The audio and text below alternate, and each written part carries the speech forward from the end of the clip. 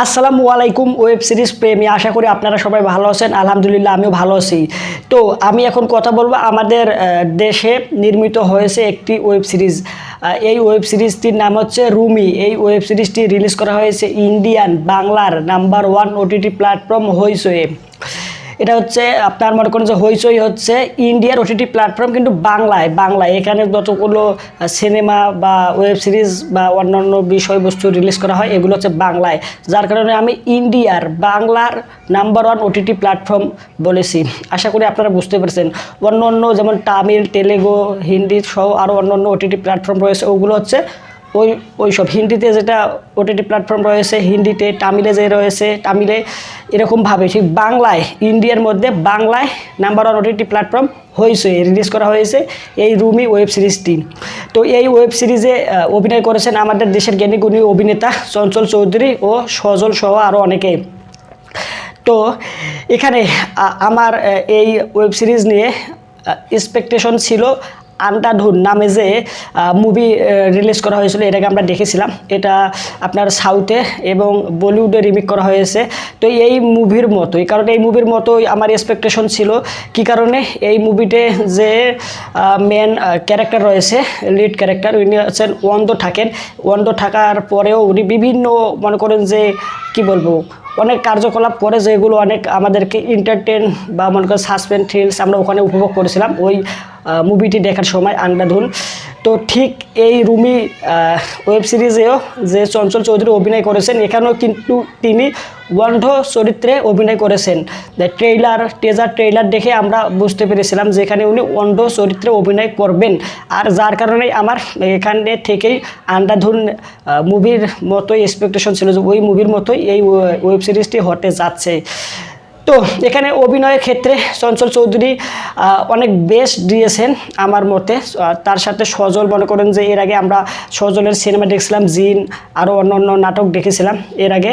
তো ওখানে অতটা পরিমাণে উনি ভালো অভিনয় না করলেও এই রুমি ওয়েব সিরিজটিতে এনার অভিনয় ছিল দুর্দান্ত, একদম দেখার মতো। তো ভালো ডিরেক্টর বা ভালো কাজ পেলে অবশ্যই ভালো কিছু করার সম্ভাবনা থাকে। আর এখানে যেহেতু উনি এই সম্ভাবনা আমাদের ছিল আর উনি তা পূরণও করেছেন। এখানে কালার গ্রেডিং এই ওয়েব সিরিজে ছিল দুর্দান্ত। কালার গ্রেডিং নিয়ে আমার কোনো কথা নেই। কালার গ্রেডিংয়ে যারা কাজ করেছেন তাদের জন্য আমার থাকলো অন্তরস্থল থেকে ধন্যবাদ, তারা অনেক ভালো কাজ করেছে। আর এখানে ডিজাইন যে রয়েছে, বিশেষ করে ডিজাইন স্বপ্নের একটা অনেকগুলো বেশ কিছু দৃশ্য রয়েছে। স্বপ্ন, ঘুমের ঘরে স্বপ্ন দেখে এই স্বপ্নের যে দৃশ্যগুলো দেখে এই দৃশ্যের যে ডিজাইনগুলো করা হয়েছে দুর্দান্ত ছিল। আমার এই পুরো ওয়েব সিরিজের মধ্যে এই স্বপ্নের যে দৃশ্যগুলো রাখা হয়েছে পুরো ওয়েব সিরিজের মধ্যে এই স্বপ্নের দৃশ্যগুলো সব থেকে বেশি ভালো লেগেছে, সব থেকে বেশি গুরুত্ব দিয়ে এই কাজগুলো করা হয়েছে। যার কারণে এই ওয়েব সিরিজটির মধ্যে যতগুলো দৃশ্য রয়েছে তার মধ্যে স্বপ্নর যে দৃশ্যগুলো রয়েছে এই দৃশ্যগুলোকে আমি এগিয়ে রাখবো, সবার ফার্স্টে রাখবো অনেক ভালো মানের ক্ষেত্রে। এরপর হচ্ছে এই ওয়েব সিরিজের গল্পটা আমি কি বলবো, অনেক প্রথম দিকে অনেকটা মনে করেন যে স্লোলি চলে লাস্টে অনেকটা ভালো পরিমাণে আমাদেরকে ক্লাইম্যাক্স সিনে আমরা অনেকটা ভালো ধরনের আর কি মানে কি বলবো ইন্টারেস্ট হই, মানে চমকে যাই।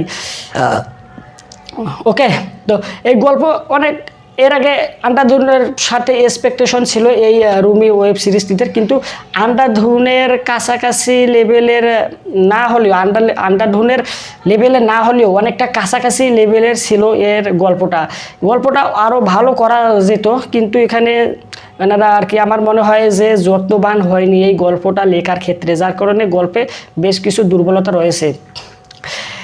এই ওয়েব সিরিজে সাসপেন্স থ্রিল আমরা যে আন্ধাধুনে দেখেছিলাম যে সাসপেন্স থ্রিলসগুলো রাখা হয়েছে ঠিক সেমভাবে এখানেও রাখা হয়েছিল, কিন্তু ওই পরিমাণের ওই লেভেলের হয়নি। হ্যাঁ, যার কারণে আমি কি বলবো, আর এখানে বেজিএম ছিল মনে করেন যে একদম মনে করেন চমকে যাওয়ার মতো, তাও কিন্তু না। আমি এখানে আন্ধাধুনের সাথে পুরো ওয়েব সিরিজের সবগুলো বিষয় নিয়ে কথা বলতেছি। আপনার বিজিএফ, কালার গ্রেডিং, গল্প, মনে করেন যে ডিজাইন যেগুলো রয়েছে সবগুলো নিয়ে এই আন্ধাধুনের সাথে করতেছি, যার মানে প্রেডিক্ট করতেছি। এর কারণ হচ্ছে আমার এক্সপেকটেশন ছিল আন্ধাধুন এর মতো, যার কারণে আমি আন্ধাধুনের সাথে এটাকে কম্পেয়ার করতেছি। আশা করি বুঝতে পেরেছেন।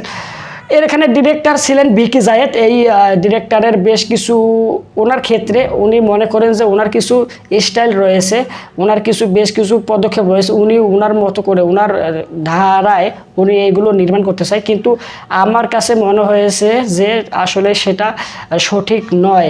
যেমন উনি পুরো গল্পটাই মনে করেন যে কি করলো না করলো it's not doesn't matter, but লাস্টে মনে করেন যে ওনার সবসময় চিন্তা ভাবনা থাকে যে লাস্ট পর্যায়ে যে একটা চমক দেবে, একটা মনে করেন বিশাল বড় একটা বুম ফটাবে আর কি, মানে এরকম চিন্তা ভাবনা থাকে, যার কারণে লাস্টের দিকে এমনটা হয়ও। কিন্তু প্রথম দিক থেকে গল্পটা মনে করেন যে ওটা ইন্টারেস্টিং হয় না, যার কারণে আমি মনে করবো লাস্টে চমক রেখেছে, ভালো কথা, মানে ভালো লেগেছে চমকটা।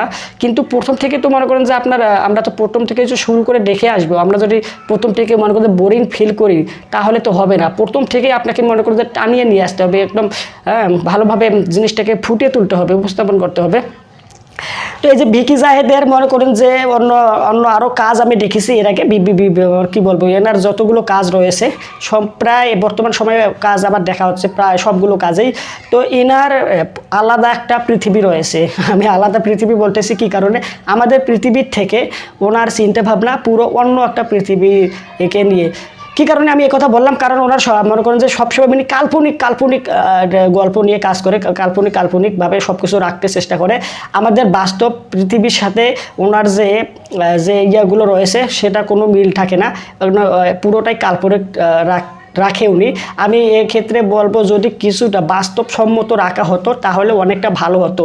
কী কারণে মনে করেন মনে করেন প্রথম এই ওয়েব সিরিজে একটি মামলা হয়। এই মামলার মধ্যে মনে করেন যে চঞ্চল চৌধুরী যে রুমি নামে ক্যারেক্টারটা থাকে, উনি ওনার বুদ্ধি লেভেল খাটিয়ে মনে করেন যে এই ক্রাইম করে সেটাকে ধরে। কিভাবে মনে করেন যে ধরেন ডান পকেটে একজন মানিব্যাগ রাখলো, মানিব্যাগ বের করে ঠিক সমান তালে বাম পকেটেও মানিব্যাগ রাখতেছে, আবার বের করতেছে। জিনিসটা এখানে কি বোঝানো হলো যে এখানে উনি দুই হাতেই সমানভাবে কাজ করতে পারে। আমরা হয়তো বা কেউ ডান হাতে অনেক বেশি কাজ করতে পারে, অনেক বেশি শক্তি থাকে, কিন্তু বাম হাতে থাকে না। অনেকের বাম হাতে থাকে কিন্তু ডান হাতে থাকে না। হ্যাঁ, কিন্তু এক্ষেত্রে মনে করেন যে ওই ব্যক্তির দু হাতেই সমানভাবে কাজ করে, সমানভাবেই মনে করেন যে কি বলবো, এখানে সমানভাবে চলাফেরা করতে পারে, সমানভাবে, মানে এদিকেও 50 এদিকেও 50, একদম বরাবর, কোনো প্রকার 19-20 নাই।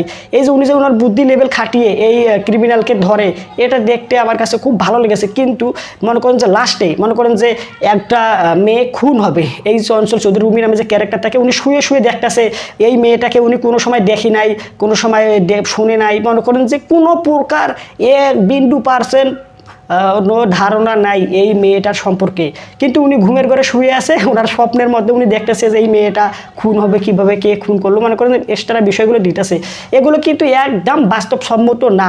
কিন্তু মনে করেন যে একটু যদি মনে করেন যে এখানে এরকমটাই দেখানো হতো প্রথম কেসটার মতো, প্রথম মামলাটার মতো, যে উনি ওনার বুদ্ধি লেভেল খাটিয়ে, উনি ওনার IQ যে বিষয়টা রয়েছে, জ্ঞান বুদ্ধি খাটিয়ে যে ক্রিমিনালকে ধরতেছে, এই জিনিসটা অনেক ভালো লাগতো, অনেক ভালো হতো। কিন্তু এখানে মনে করেন যে এটা কি আসলে সম্ভব যে একটা লোক শুয়ে আছে, একজনকে জানে না, শুনে না, বুঝে নাই, কোনো সময় দেখে নাই, সে খুন হবে, কিভাবে হবে, মনে করেন যে এই যে এক্সট্রা যে ক্লুগুলো রয়েছে, যে কিভাবে ক্রিমিনালসকে ধরা যাবে, কিভাবে কি করলে ক্রিমিনালসকে গ্রেপ্তার করা যাবে, এই বিষয়গুলো উনি শুয়ে স্বপ্নের মাঝে দেখতেছে। এটা কিন্তু কোনোদিনও সম্ভব না, যার কারণে অন্যদেরকে হয়তো বা আপনাদেরকে এই বিষয়টা কানেক্ট করতে পারে, ভালো লাগতে পারে, কিন্তু আমার কাছে ব্যক্তিগতভাবে এই বিষয়টা ভালো লাগে নাই। হ্যাঁ, যে একজন লোক শুয়ে আছে, হ্যাঁ, সে মনে করেন যে সম্পূর্ণ বিষয় শুয়ে স্বপ্নের ঘরে দেখতেছে, এটা আসলে গ্রহণযোগ্য না। তো এই ছিল রুমি ওয়েব সিরিজটি নিয়ে আমার ব্যক্তিগত মতামত।